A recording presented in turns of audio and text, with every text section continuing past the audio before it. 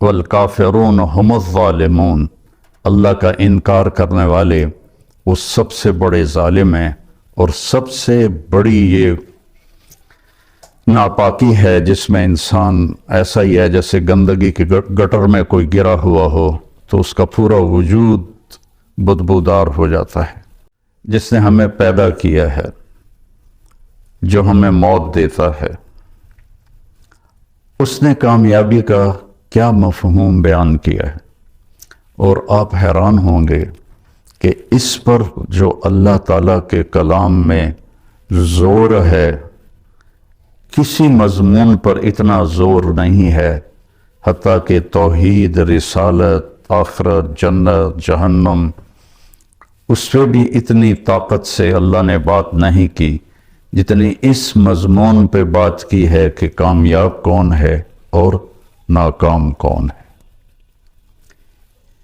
اس کو قرآن نے مختلف انداز میں بیان کیا ہے۔ فَمَنْ زُحْزِحَ عَنِ النَّارِ وَأُدْخِلَ الْجَنَّةَ فَقَدْ فَازَ، جو جہنم سے بچ گیا اور جنت میں چلا گیا وہ کامیاب ہے۔ ناکام کون ہے؟ قُلْ إِنَّ الْخَاسِرِينَ الَّذِينَ خَسِرُوا أَنفُسَهُمْ وَأَهْلِيهِمْ يَوْمَ الْقِيَامَةِ أَلَا ذَلِكَ هُوَ الْخُسْرَانُ الْمُبِينُ، قیامت کے دن جو ناکام ہوئے وہ اصل ناکام ہیں، اور وہ ناکامی کیا ہے؟ لَهُم مِّن فَوْقِهِمْ ظُلَلٌ مِّنَ النَّارِ وَمِن تَحْتِهِمْ ظُلَلٌ، ان کے اوپر بھی آگ کے پردے ہوں گے اور ان کے نیچے بھی آگ ہی آگ ہوگی۔ ذَلِكَ يُخَوَّفُ اللَّهُ بِهِ عِبَادَهُ يَا عِبَادِ فَاتَّقُونِ، میرے بندو اللہ تمہیں اس ناکامی سے ڈراتا ہے، اپنے آپ کو اس سے بچا لو۔ تو ایک جگہ اللہ تعالیٰ نے، چونکہ انسان جو دیکھتا ہے نا وہ اس کا اثر لیتا، سب سے زیادہ جو انسان متاثر ہوتا ہے دیکھنے سے متاثر ہوتا ہے، اور اس کی جو میموری ہے وہ بھی دیکھنے سے ہی خراب ہوتی ہے۔ اب اندھوں کو دیکھو، ان کی اتنی زبردست میموری ہوتی ہے۔ میرے بھائی کا پوتا ہے، وہ پیدائشی نابینا ہے، صرف ہم اس کو ہاتھ لگاتے ہیں تو وہ بتا دیتا ہے کون ہے۔ وہ اپنے دادا کو کہتا ہے مٹھو دادا، اور میں ہاتھ لگاؤں تو مجھے کہتا ہے بڑے دادا۔ کوئی نوکر ہاتھ پکڑ لے تو اس کا نام بتا دیتا ہے۔ تو انسان دیکھنے سے اثر لیتا ہے، اتنی بڑی گاڑی، اتنا بڑا کاروبار، اتنا بڑا بیلنس، اتنے زیور اور اتنے یہ اتنے وہ، تو ایک حسرت پیدا ہوتی ہے۔ تو اللہ اس سے آگے دکھانا چاہتا ہے، وہ ہے آخرت۔ آج ہم گئے تھے عثمان خان کی قبر پر، پھر روحان خان کی قبر پر، پھر اس کے بیٹے مراد اول کی قبر پر، پھر اس کے بیٹے بایزید کی قبر پر، پھر اس بایزید کے بیٹے تو گم آ گئے تھے، تو اس کے بعد اس کے پوتے مراد ثانی کی قبر پر، پھر وہاں خاموشی کے سوا کچھ بھی نہیں تھا، اور کیا ان کے ڈنکے بجتے تھے، اور دنیا کی سب سے بڑی حکومت کے یہ مالک تھے۔ تو اللہ تعالیٰ نے یہ بات سمجھانے کے لیے کامیاب کون ہے، ناکام کون ہے، اس کے لیے جو طرز اختیار کیا ہے۔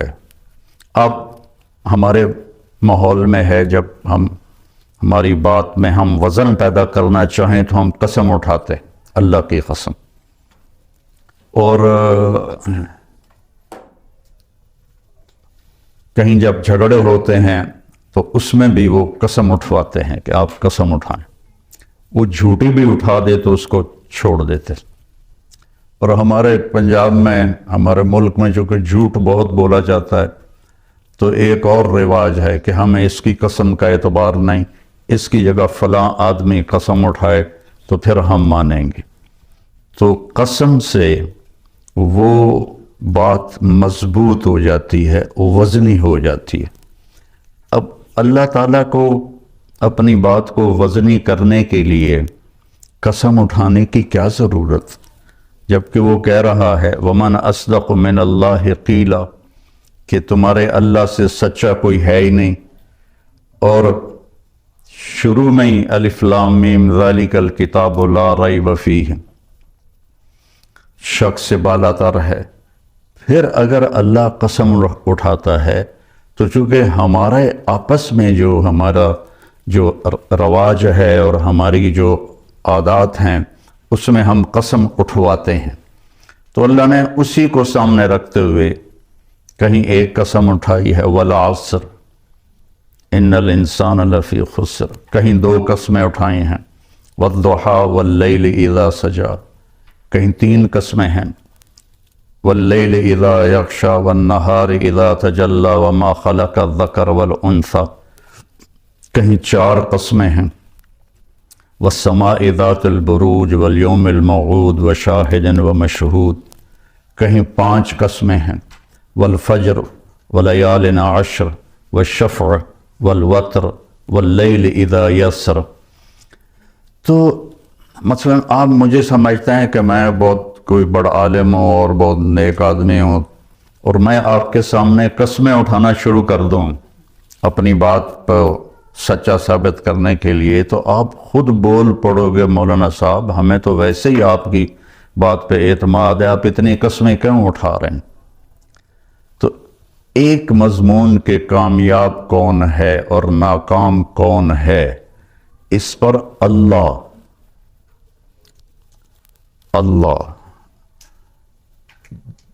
جس کی نہ ابتدا ہے نہ انتہا ہے، اس کا اول کوئی نہیں، اس کا آخر کوئی نہیں، وہ کسی زمانے میں نہیں ہے، کسی جگہ میں نہیں ہے۔ اللہ لا الہ الا ہو، یہ دعویٰ ہے کہ اللہ ایک اکیلا ہے، معبود اس کے سوا کوئی نہیں۔ آگے اس کی ساری دلیلیں ہیں کہ تو پھر وہ کیسا ہے، تو کہتا لا تاخذہ سنۃ ولا نوم، وہ سونے سے پاک ہے، وہ اونگنے سے پاک ہے۔ لہ ما فی السماوات و ما فی الارض، اس کی حکومت پوری کائنات پر ہے۔ اور کیسا ہے؟ من ذا الذی یشفع عندہ الا باذنہ، کوئی اس کے سامنے دم نہیں مار سکتا اس کی اجازت کے بغیر۔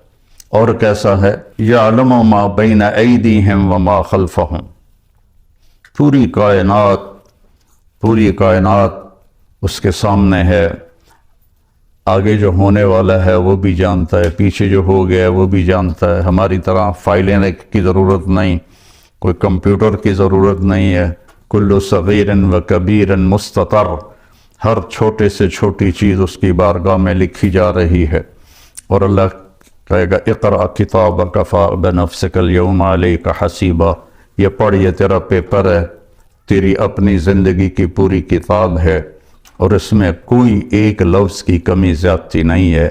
اتنی بڑی طاقت والا اللہ جو اپنی ذات کی ایک مثال دیتا ہے کہ میری تعریف کے لیے سمندر کو سیاہی بناؤ، لو کان البحر مدادا، اور میں نے تقریباً سارے سمندروں میں نا تھوڑا تھوڑا سفر کیا ہوا ہے، تو 7 سمندر جو پیسیفک ہے وہ 14,000 کلومیٹر لمبا ہے۔ تو دنیا میں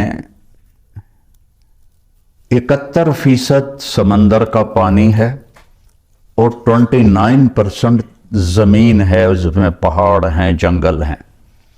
اور اللہ کہتا ہے سارے کو سیاہی بناؤ، اور پھر میں تمہارے ہاتھ میں یہ جتنے درخت ہیں، آپ نے دیکھا کتنے درخت ہیں، کہ ان کو میں قلم بنا کے تمہارے ہاتھ میں پکڑا دیتا ہوں اور اس پر اپنا علم دیتا ہوں، پھر تو میں کہتا ہوں میری تعریف لکھو۔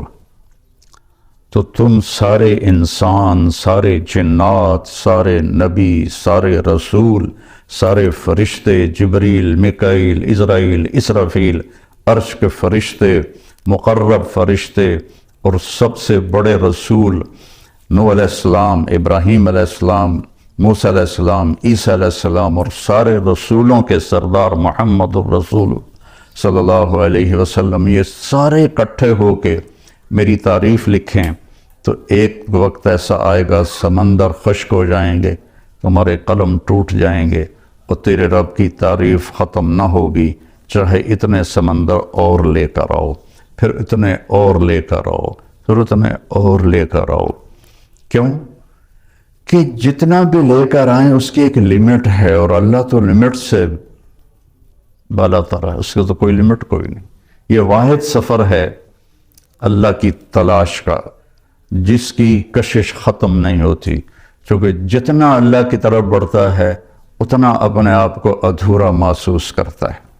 جیسے کوئی آدمی صحرا میں سفر کر رہا ہو تو کوئی ریفرنس نہ ہو، تو جتنا بھی سفر کرتا ہے وہ کہتا پتہ نہیں میں کدھر ہوں، میں کہاں پہنچا ہوں، کچھ پتہ کوئی نہیں۔ ایک چھوٹے سے صحرا میں بغیر ریفرنس کے وہ بالکل ایسے ہو جاتا ہے۔ تو اللہ کی ذات کو کس طرح کوئی بیان کرے اور کیسے کوئی بیان کرے؟ جب وہ اس کی طرف بڑھتا ہے تو کروڑوں سال کی زندگی کے بعد بھی کہتا ہے میں تو ابھی ایک قدم بھی نہیں چلا۔ اب یہ اللہ 11 قسمیں اٹھائے تو آپ کا کیا خیال ہے؟ 11 قسمیں، 10 اور 1 11 قسمیں اس پہ اٹھائے کہ کامیاب کون ہے، ناکام کون ہے، تو اس مضمون میں کتنی طاقت پیدا ہو جائے گی۔ والشمس وضحاها 2، والقمر اذا تلاها 3، والنہار اذا جلاها 4، واللیل اذا یغشاها 5، والسماء وما بناها 6 اور 7، والارض وما طحاها 7 اور 8، ونفس وما سواها یہ 9 اور 10 اور 11، فألہمها فجورها وتقواها قد افلح من زکاها وقد خاب من دساها۔ میرے بندے مجھے سورج والشمس، سورج کی قسم اور سورج کی روشنی کی قسم 2، مجھے چاند کی قسم والقمر اذا تلاها، مجھے دن کی قسم اذا جلاها، مجھے رات کی قسم اذا یغشاها، مجھے آسمان کی قسم اور آسمان کے رب کی قسم، یہاں اپنے آپ کو لے کر آئے، مجھے زمین کی قسم اور زمین کے رب کی قسم، مجھے تیری جان کی قسم، تیری جان کے بنانے والے رب کی قسم۔ یہ 11 قسموں کے بعد کہتا ہے اپنے آپ کو ٹھیک کر لے تو کامیاب ہے، اور اپنے آپ کو تو نے غفلت میں ڈال دیا تو ناکام ہے۔ تیری کامیابی بھی تیرے اندر ہے اور تیری ناکامی بھی تیرے اندر ہے، باہر سے اس کا تعلق ہی کوئی نہیں ہے۔ ہماری وہاں کی سرائکی کا شعر ہے، دل دریا سمندروں ڈوگے، کون دلاں دیاں جانے ہو، وچے بیڑے وچے جھیڑے، وچے ونج مہانے ہو، کہ ساری کامیابیاں ناکامیاں تمہارے اندر ہیں، باہر کچھ بھی نہیں ہے۔ 11 قسمیں اللہ اٹھائے۔ اس کا سکیچ مجھے یوں نظر آتا ہے کہ اللہ کہتا ہے میرا بندہ والشمس وضحاها، مجھے سورج اور اس کی روشنی کی قسم، کامیابی تیرے اندر ہے، ناکامی تیرے اندر ہے، مانتے ہو؟ کہتا دل نہیں مانتا۔ ادھر تو بڑی بڑی گاڑیوں والے ہیں اور آئے تھے وہ فیکٹریوں میں کام کرنے، اور وہ بڑے بڑے نواب بنے بیٹھے ہیں، دل نہیں مانتا۔ پھر اللہ کہتا ہے والقمر اذا تلاها، مجھے چاند کی قسم جب وہ پیچھے آتا ہے، کامیابی تیرے اندر ہے، ناکامی تیرے اندر ہے، سمجھ میں آئی ہے بات؟ کہتا نہیں آئی۔ تو پھر اللہ قسم اٹھاتا ہے واللیل اذا یغشاها، مجھے رات کی قسم جو چھا جاتی ہے، کامیابی تیرے اندر ہے، ناکامی تیرے اندر ہے، اب مانتے ہو کہ نہیں مانتے؟ پھر اللہ کہتا ہے والنہار اذا جلاها، مجھے دن کی قسم اور اس کی روشنی کی قسم، کامیابی تیرے اندر ہے، ناکامی تیرے اندر ہے، مانتے ہو؟ کہتا دل نہیں مانتا۔ پھر اللہ کہتا ہے وَالسَّمَاءِ وَمَا بَنَاهَا، اب اپنے آپ کو لے کر آیا، مجھے آسمان اور آسمان کے رب کی قسم، مانتے ہو؟ کہتا دل نہیں مان رہا۔ پھر اللہ کہتا وَالْأَرْضِ وَمَا طَحَاهَا، مجھے زمین کی قسم اور زمین کے بچھانے والے رب کی قسم، ان زمین آسمان نے دیکھا ہے ناکام لوگوں کو، کامیاب لوگوں کو، مانتے ہو؟ کہتا نہیں مانتا۔ تو پھر ایک جذباتی قسم ہے، ہمارے محاورے میں بھی ہے، تیری جان کی قسم یار، یار تیری جان کی قسم۔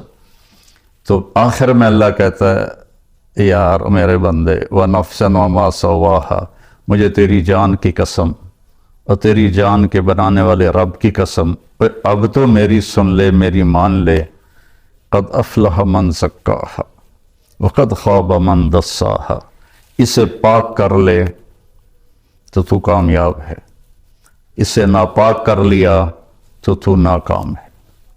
سب سے بڑی ناپاکی وہ کفر کی ناپاکی ہے، ان الشرک لظلم عظیم والکافرون هم الظالمون، اللہ کا انکار کرنے والے وہ سب سے بڑے ظالم ہیں، اور سب سے بڑی یہ ناپاکی ہے جس میں انسان ایسا ہی ہے جیسے گندگی کے گٹر میں کوئی گرا ہوا ہو تو اس کا پورا وجود بدبودار ہو جاتا ہے۔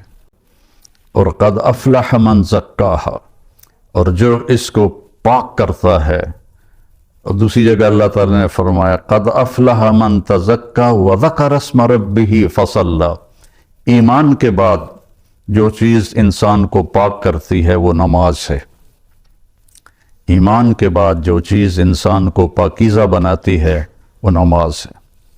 اللہ تعالیٰ نے کچھ 700 دفعہ قرآن میں مختلف انداز میں نماز کا ذکر کیا ہے۔ اقیموا الصلاۃ وآتوا الزکاۃ 10 دفعہ تو یہ آیا ہے، 68 دفعہ لفظ صلاۃ قرآن میں آیا ہے، اور 700 دفعہ قرآن میں نماز کا ویسے ذکر آیا ہے، والقانتین والقانتات، اس سے نماز مراد ہے۔ تو ایمان کے بعد سب سے بڑی جو چیز ہے وہ سجدہ ہے جو انسان کو پاکیزہ بناتا ہے۔ تو یہ کامیابی آپ موت کے وقت ساتھ لے کر جائیں گے۔ اور جو آپ باہر لوگوں کو دیکھ رہے ہیں کہ بل گیٹ نے اتنا بنا لیا اور یہ قطر کے شہزادوں نے اتنا ہے ان کے پاس، ایک دفعہ قطر کے یہ جو ابھی ہے تمیم، اس کا والد حمد، جب وہ تھا امیر تو اس نے ہماری ضیافت کی، تو اس کے محل میں ہم گئے تو ایسے لائن میں دنیا کی جو سب سے قیمتی گاڑیاں تھیں وہ اس طرح کھڑی تھیں جیسے پاکستان میں موٹر سائیکل نہیں کھڑے ہوتے مسجد کے باہر، ایسے کھڑی تھی۔ پورے پاکستان کا بجٹ شاید تھا جو وہاں گاڑیاں کھڑے تھے۔ لیکن موت کے وقت وہ ایک چھوٹی سی چارپائی پہ اٹھا کے اس کو زمین میں دبا دیا جائے۔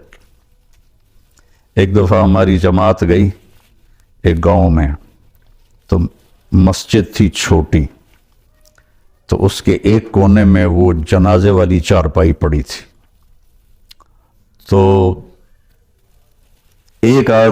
ایک ساتھی کو لازمی اس پہ سونا تھا چونکہ جگہ تنگ تھی، اور سردیوں کے دن تھے، یہ بھی نہیں باہر سو جائیں، تو کوئی بھی نہیں سو رہا۔ تو میں نے کہا میں سوتا ہوں، میں نے بڑی دلیری دکھائی، میں سو گیا، مجھے ساری رات نیند نہیں آئی۔ میں کہا ہونے آیا اسرائیل، ہونے آیا اسرائیل، ساری رات میں جاگتا رہا، مجھے نیند نہیں آئی۔ لیکن جس نے اپنے من کو پاکیزہ کر لیا ہے وہ تو سب کچھ اپنے ساتھ لے کے جائے گا نا، کوئی چیز اس کے پیچھے نہیں رہے گی، سب کچھ اس کے ساتھ جائے گا۔ تو جس نے اس جہان کو بنایا اور اپنی ذات سے غافل رہا تو اس کو تو مرتے ہوئے حسرت کے سوا کچھ بھی نہیں ہوگا۔ تو میرے اللہ نے مردوں اور عورتوں کے لیے ایک ہی پیمانہ بنایا ہے کامیابی کا، مالدار کے لیے، غریب کے لیے، امیر کے لیے، کہ اس سر سے لے کر پاؤں تک اپنے وجود کو اللہ کی مرضی میں ڈھال دیں۔ وہ چند چیزیں ہیں، 5 نمازیں ہیں، اس میں غفلت نہ ہو، کبھی قضا ہو جائے تو سونے سے پہلے پڑھ لے۔ سال کے بعد روزے آتے ہیں جو ہماری پورے باڈی کی اوورالنگ کر دیتے ہیں، اور اس کے بعد پھر نوافل ہیں، وہ اللہ نے آپ سے مانگے نہیں۔ ٹوٹل جو اللہ نے ہم سے حساب لینا ہے وہ 17 رکعات ہیں، جو فرض کی 17 رکعات ہیں، 2 فجر کے، 4 ظہر کے، 4 عصر کے، 3 مغرب کے اور 4 عشاء کے، ان 17 رکعات کا حساب ہے۔ باقی ہے اضافہ، کہ جب کسی کی نماز قیامت کے دن تھوڑی ہو جائے گی تو اللہ فرمائے گا دیکھو نفل ہیں، تو وہ نفل ہوں گے تو اس سے وہ کمی اس کی وہ پوری کر دی جائے گی۔ تو اس لیے میرے نبی نے 12 نوافل مستقل ساری زندگی پڑھے، سفر کے علاوہ گھر پر، جنہوں کو ہم سنت موقدہ کہتے، اور ایک آپ نے اشراق کے 2 نفل ساری زندگی پڑھے، اور ایک تہجد آپ نے ساری زندگی پڑھی، اور 11 رکعات۔ اپنی امت پہ مشقت کو نہیں ڈالا، 11 رکعات۔ عبادت کی کثرت مطلوب نہیں ہے، اچھے اخلاق اور لوگوں کی خدمت و محبت اور ان کے لیے خیر خواہی یہ مطلوب ہے۔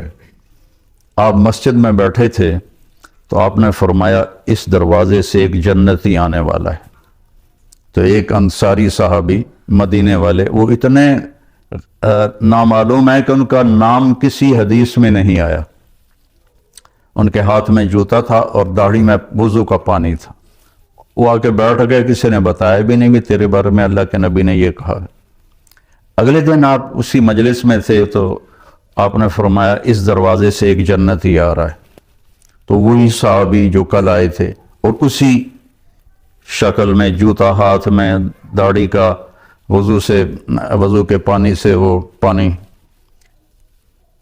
وہ آ کے بیٹھ گئے۔ تیسرے دن آپ نے فرمایا اس دروازے سے ایک جنتی آ رہا ہے، پھر وہی صحابی۔ تو اس مجلس میں ایک صحابی ہیں جو 3 دن سے بیٹھ رہے تھے، ان کا نام ہے عبداللہ بن عمر۔ تو جتنے صحابہ میرے نبی کے تھے، 1.5 لاکھ یا 2 لاکھ، کوئی کسی نے گنے تو ہے نہیں، اندازہ ہی ہے، ان تمام صحابہ میں یہ سب سے زیادہ عبادت کرنے والے تھے، ان سے زیادہ کوئی عبادت والا نہیں تھا۔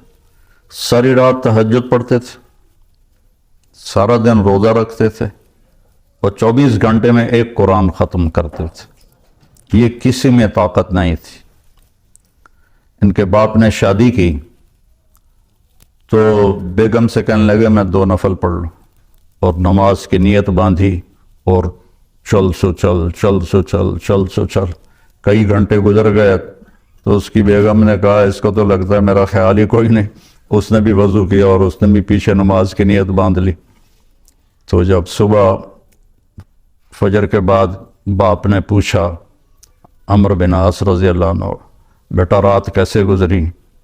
کہا جی الحمدللہ نفلوں میں گزری، کو تیرا ستیہ ناس ہو، میں نے تیری شادی اس لیے کی تھی کہ تیری رات نفلوں میں گزرے۔ جا کے اللہ کے نبی کو شکایت کی انہوں نے کہ اس کا یہ حال ہے۔ تو وہ اس لیول کی ان کی عبادت تھی۔ تو ان کو خیال آیا یہ مجھ سے زیادہ عبادت کرتا ہے، 24 گھنٹے تو سارے میں نے فل کیے ہوئے ہیں، تو اس کے 25 گھنٹے ہیں، تو میں دیکھوں گا وہ کیا کرتا ہے۔ تو اگلے دن وہ ان کے پاس چلے گئے اور کہنے لگے چچا جان میرے ابا مجھ سے ناراض ہیں، تو میں 2-3 دن آپ کے پاس گزار لوں؟ ان کا بیٹا بالکل ضرور آ جاؤ۔ تو وہ اب عشاء کے بعد وہ جلدی سے انہوں نے چادر اوپر لی اور اس میں تھوڑا یوں سوراخ بنا کے نا ان کو دیکھنے لگے کہ اب یہ کیا کرشمہ کرتے ہیں، وہ ساری رات کا لمبا سجدہ کریں گے یا ساری رات کا رکوع کریں گے یا ساری رات روتے رہیں گے، کیا کریں گے؟ تو ایسے دیکھ رہے۔ وہ آئے اور سونے کی دعا ہے رات کی، اللہم بسمک اموت و احیا، انہوں نے دعا پڑھی اور تھوڑی دیر بعد ان کے خراٹے شروع ہو گئے۔ اب یہ انتظار کر رہا ہے کہ ابھی اٹھیں گے، ابھی اٹھیں گے، ابھی اٹھیں گے، حتیٰ کہ فجر کی اذان ہوئی اور یہ انتظار انتظار انتظار، اور وہ اذان پہ اٹھے تو اب یہ حیران پریشان ہو گئے کہ یہ چاچے نے تو 2 نفل تہجد بھی نہیں پڑھے، تو جنت کی بشارت کہاں سے مل گئی؟ اب اللہ کے نبی کی بات بھی غلط نہیں ہو سکتی، اور آگے چاچا جی کا بھی عمل کوئی نظر نہیں آ رہا، ساری رات سوتا پہ ہے۔ تو انہوں نے کہا اچھا ایک رات اور دیکھوں گا۔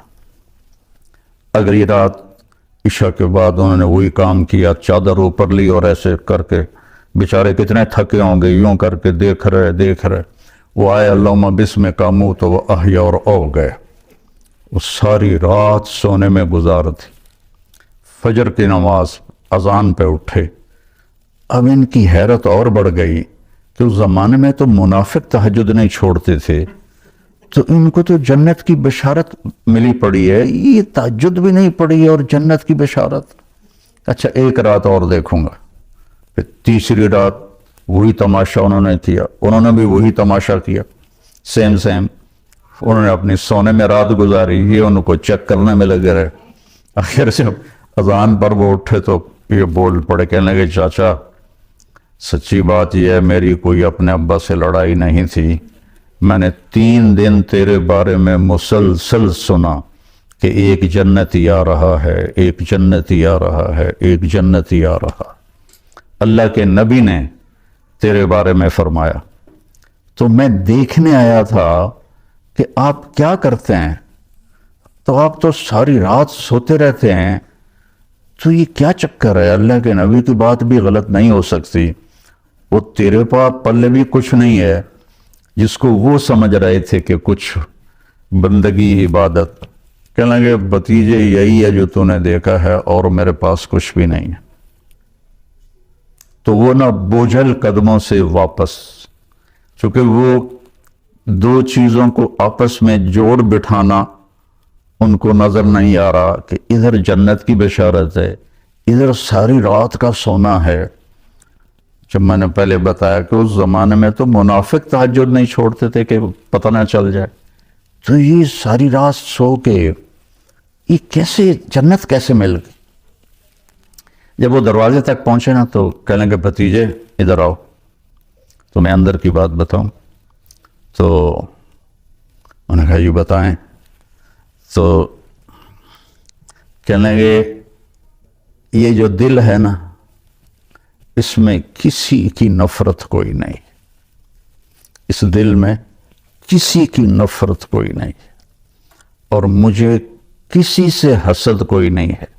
اللہ جب کسی کو کوئی نعمت دیتا ہے تو مجھے کبھی حسد نہیں ہوا، اور اس زبان سے میں نے کبھی کسی کو تکلیف نہیں پہنچائی۔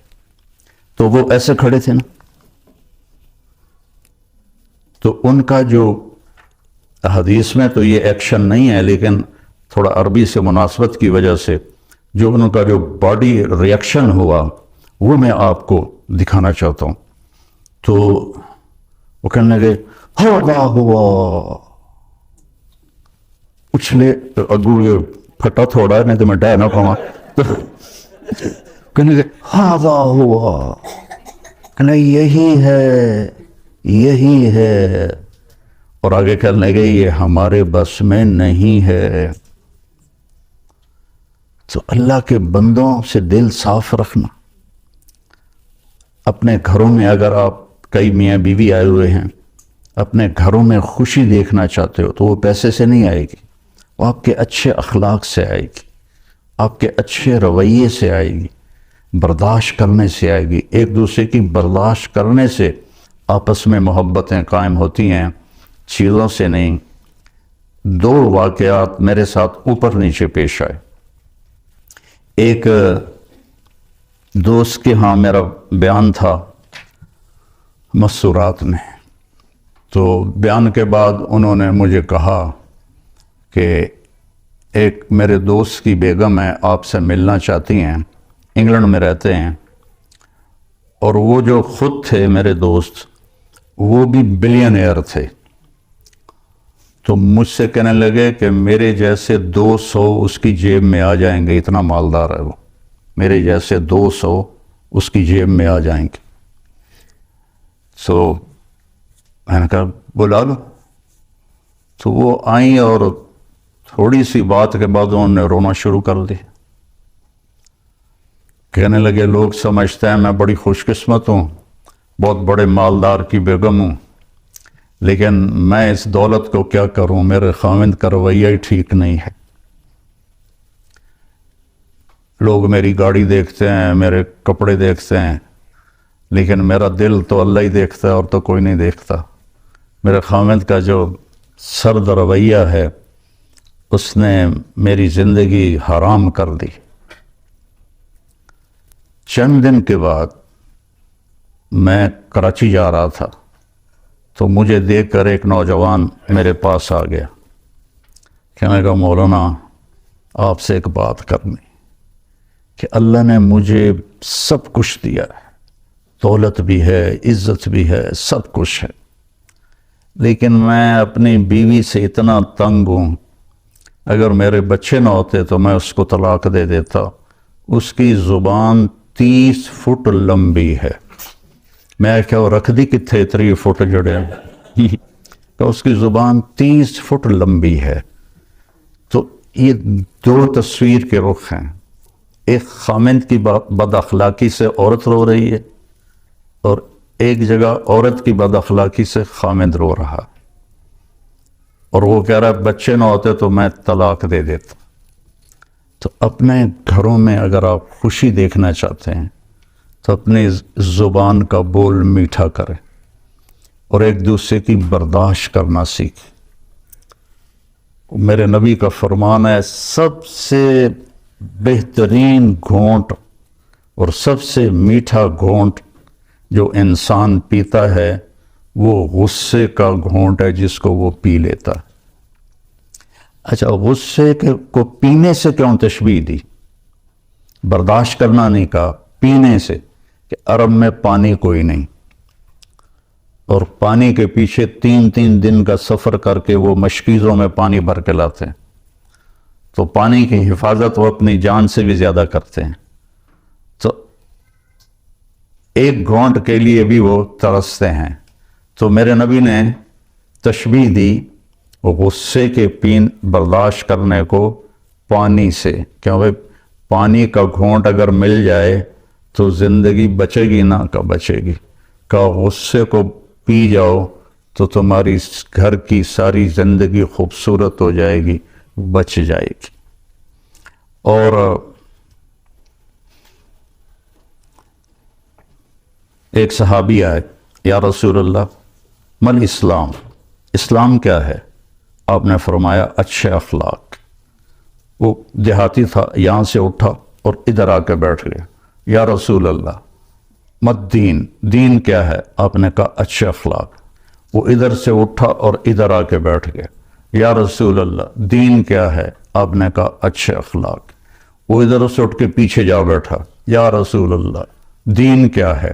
اور ہمارے نبی کی عادت تھی جب آپ کو کوئی متوجہ کرتا تھا تو آپ ایسے نہیں ہوتے. مثلا ادھر یہ عبدالوہاب بیٹھا ہوا ہے، یہ مجھے کہے مولانا تو میں اتنا ہی کروں گا جی. لیکن ہمارے نبی کی عادت تھی جب آپ کو کوئی بلاتا تھا ادھر سے تو آپ پہلے یوں ہوتے تھے، اس کو اپنا سینہ دیتے تھے، پھر کہتے تھے جی فرمائیے.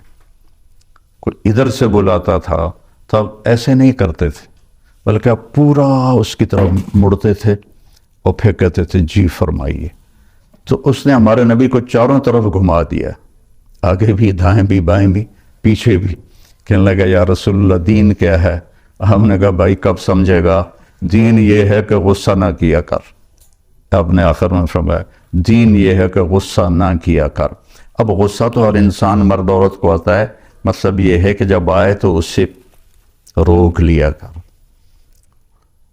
غصے میں صحیح بولنا انسان کے بس میں نہیں ہے. صرف انبیاء کو یہ طاقت ہے کہ وہ غصے میں بھی صحیح بولتے ہیں. تو اس لیے جب غصہ ہے تو خاموش ہو جاؤ. جب وہ لہر گزر جائے پھر اپنا گلہ شکوہ جس سے بھی کرنا ہے کرو. لیکن غصے کی حالت میں بڑے سے بڑا ولی بھی وہ ضرور دائیں بائیں ہو جاتا ہے کہ انسان اس لیے غصہ عقل کو کھا جاتا ہے۔ تو اپنے گھروں کو خوبصورت بنانا ہے تو امریکہ جانے سے نہیں خوبصورت ہوں گے، وہ آپ کے اچھے رویوں سے اپنے دل کو نفرت سے پاک کریں، اپنی زبان کو غلط بول سے پاک کریں، کسی کی دل آزاری نہ ہو، کسی کا کوئی یہ نہ کہے کہ میری بےزتی ہو گئی اور میرے ساتھ اچھا نہیں کیا۔ یہ بعد میں حضرت لقمان علیہ السلام فرماتے تھے کہ میں چپ رہنے پہ کبھی نہیں پچھتایا، میں جب بھی پچھتایا اپنے بول پہ پچھتایا۔ یہ کتنے نوجوان پوچھتے ہیں جی وہ غصے میں جی میں نے طلاق دے دیا اب کیا ہوگا؟ تو میں نے کہا اب تو نے خود ہی کام دکھا دیا ہے تو میں کیا کروں؟ تو کہا جی بس وہ غصے میں ہو گیا، اس لیے میں کہتا ہوں غصے میں چپ کر جاؤ۔ ویسے ہمارے ہاں تو ہر قسم کا سودا بکتا ہے۔ ایک صحیح واقعہ سنا رہا ہوں۔ ایک نوجوان آیا مولوی صاحب کے پاس، جی میں نے بیوی کو 3 طلاق دے دی ہے تو کیا مسئلہ ہے؟ ان کا وہ ختم ہو گیا کام، موجاں کر۔ اس نے کہا جی کوئی میرے واسطے رستہ کر دو، کوئی رستہ نہیں۔ تو اس نے جیب سے ایک موٹا سا لفافہ نکالا اور ان کے مصلے کے نیچے رکھ دیا کہ مولانا صاحب کوئی رستہ کر دو۔ کہنے لگے چلو سوچنے ہیں کی آکھیا سی تو کہ جی میں آکھیا سی تین 3 طلاق، کہ الحمدللہ نہیں ہوئی۔ کہا اچھا جو کہ میں کہا تو چھوٹے کاف نال آکھیا 3 طلاق، او وڈے کاف نال ہوندا 3 طلاق، تو طلاق نہیں آکھیا لہذا تیری طلاق نہیں ہوئی۔ تو ایک بڑے مولوی صاحب کو پتہ چلا تو انہوں نے کہا پھر تو نکاح بھی نہیں ہوا، کہ اس نے کہا تھا قبول، اسے کہنا تھا قبول۔ تو اپنے گھروں کو آباد رکھنا ہے نا تو اپنے اخلاق اچھے کرو، اپنا بول میٹھا کرو، برداشت کرنا سیکھو، اپنے بچوں کو سکھاؤ، چونکہ وہاں کی لائف کیا پوری دنیا میں یہ ہے کہ برداشت ختم ہے۔ تھوڑی تھوڑی باتوں پہ طلاق ہو رہی ہے، تھوڑی تھوڑی باتوں پہ لڑائیاں ہو رہی ہیں۔ تو اپنے خاص طور پر اپنی بچیوں کو صبر کرنا سکھاؤ، انہیں سمجھاؤ کہ انڈیا پاکستان کے لوگ جہاں بھی آئیں نا ان کا سسرالی معاشرہ کوئی اچھا نہیں ہے، ان کی عادتیں تبدیل نہیں ہوئیں، وہ جہاں بھی گئے ہیں۔ تو اپنی بیٹیوں کو، اپنے بچوں کو سمجھاؤ کہ کسی کی بیٹی کو ساتھ لے کے چلنا ہے تو کیسے چلنا ہے۔ ہم ان کی تعلیم دیکھتے ہیں، یہ کر لیا وہ کر لیا، پی ایچ ڈی کر لی، اب کاروبار سنبھال لیا، اب اس کی شادی کر لو، لیکن یہ کیا کسی کی بیٹی کو عزت دے سکتا ہے؟ ایک حدیث میں آتا ہے اللہ کے نبی نے فرمایا کہ میرے مدینے کے صحابہ بہت اچھے لوگ ہیں۔ کس بات پہ؟ جہاد کرتے ہیں، تہجد پڑھتے ہیں، روزے رکھتے ہیں، نہیں کہ یہ بڑے اچھے لوگ ہیں جب کسی کی بیٹی کو شادی کر کے لاتے ہیں تو اسے محسوس نہیں ہونے دیتے کہ ماں باپ کے گھر میں ہے یا سسرال کے گھر میں ہے، اتنی عزت دیتے۔ باقی اونچ نیچ تو ہر جگہ ہو جاتی، چونکہ یہ جنت تو ہے نہیں۔ ایک دفعہ آپ تشریف لائے حضرت فاطمہ کے گھر تو وہ اداس بیٹھی تھی، تو آپ نے فرمایا کیا ہوا، اداس کیوں ہو؟ کہا جی میرا علی کا جھگڑا ہو گیا ہے۔ تو اب یہ اتنا بڑا جوڑا ہے کہ نبیوں کے بعد اس سے بڑا جوڑا تو دنیا میں کوئی نہیں ہے۔ ابن عباس کی روایت ہے جنت میں نور کی ایک چمک اٹھے گی تو جنتی پوچھیں گے یہ نور کیسا ہے؟ تو فرشتے انہیں کہیں گے کہ اوپر جنت الفردوس میں علی و فاطمہ کسی بات پہ مسکرائے ہیں، ان کے دانتوں سے جو نور نکلا ہے اس نے جنت کو روشن کر دیا ہے۔ تو آپ نے کہا علی کدھر ہے؟ کہا جی باہر نکل گئے۔ تو اب ہمارا ہندی معاشرہ ہے کہ میں تو سسر ہوں لڑکی والا، میں کیوں اپنے داماد کے پیچھے جاؤں؟ لیکن آپ نے کسی کو نہیں بھیجا، خود گئے تلاش کر، دیکھا تو وہ مسجد میں لیٹے ہوئے تھے اور وہ کپڑا ہٹ گیا تھا تو مسجد کی مٹی ان کے کمر پہ لگی ہوئی تھی۔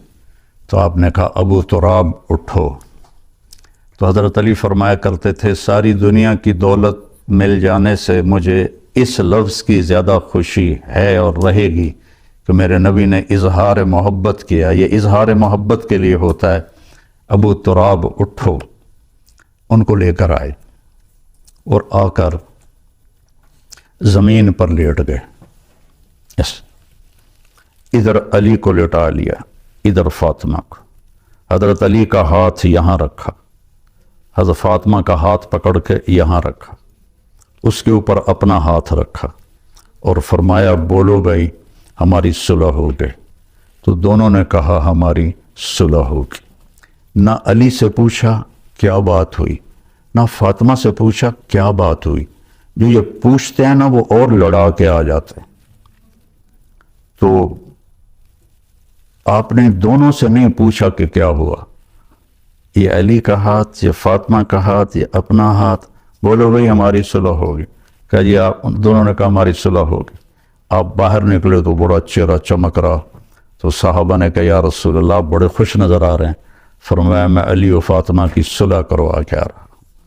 تو اس طرح تو ہر گھر میں ہو جاتا ہے، لیکن ایک مستقل مزاج ہی ایسا بنا لیا جائے، سختی سے بولنا، طنز کرنا، ٹوکنا، یہ چیزیں محبت کو ختم کر دیتی. میرے نبی نے 11 شادیاں کی صرف ہمیں زندگی سمجھانے کے لیے. شادیوں کا شوق ہوتا تو 25 سال کا نوجوان 40 سال کی عورت سے شادی نہ کرتا، جن کے ایک منگنی ٹوٹی ورقہ بن نوفل سے، اور ایک سے بیوہ ہوئیں ابو حالہ سے، اور ایک سے بھی دوسرے سے بیوہ ہوئیں ابن عابد سے، اور دونوں سے اولاد ہوئی. اور آپ 25 سال کے دنیا کے حسین ترین نوجوان اور 40 سال کی عورت سے آپ جو 2 دفعہ بیوہ ہو چکی ہے اس کے ساتھ آپ نے شادی کی، اور زندگی کے 25 سال اس ایک عورت کے ساتھ گزار دی. جب 50 سال کی عمر ہوئی تو 10 شادیاں کی. آپ نے کہا میں نے جب بھی شادی کی پہلے میرے اللہ کا حکم آیا. تو ہمیں زندگی سمجھانے کے لیے کی کہ عورت کے ساتھ زندگی کیسے گزارنی، اور عورتوں کو سمجھایا کہ اپنے خاوند کے ساتھ زندگی کیسے گزارنی. تو اللہ ہمیں اچھے اخلاق کی توفیق دے، اس کی نیت فرمائے.